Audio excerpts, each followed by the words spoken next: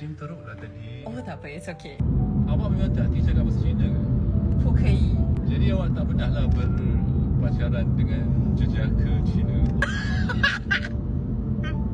You nak tak makan fine dining? Yalah, I tak suka tau fine dining sebenarnya. Makanan Kelantan? Yes. Di mana tu? Nanti I bawa you. Kat rumah pun biasa gelar macam tu je. I kenalah jadi diri sendiri. Takkan I nak... Kalau cari boyfriend lah kan, perlu tak lebih kaya daripada awak? Bagi saya tak perlu. Asalkan dia ada usaha sendiri untuk mencari rezeki. So kenapa you masih single? Saya pun sedang berusaha untuk mencari jawapan. Kat sini you kena kecek Kelantan. Kelantan, saya pandai cakap Kelantan.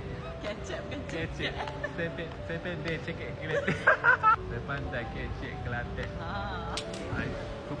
Perfect. Ya. Hello. Hai. Depan lebih cantik ke sini lebih cantik? Dua-dua tak cantik.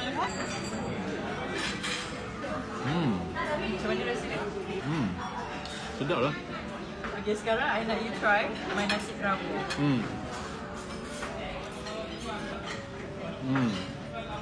Sedap lah. Sedap? You want? Saya akan habiskan segalanya. Wow. Saya dah habiskan all the ayam.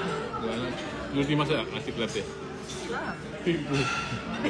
Cakap tanya cakap tipu. Lauk-lauk Melayu semua ada masak. Serious? Of course. He was like he was giving the man-to-man approval. Ini Kalau lah. sedap doa. Sedap doa. So you boleh makan 5 pinggan nasi dagang. Dengan ayam je sekali. Minimum 175 cm. You berapa height you? 1.8 lebih. So lepas ni. Kot.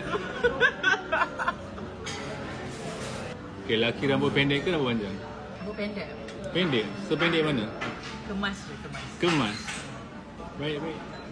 Besok pergi buat appointment tu.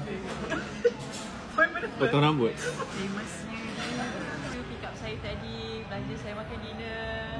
Saya pun belanja awak kek batik.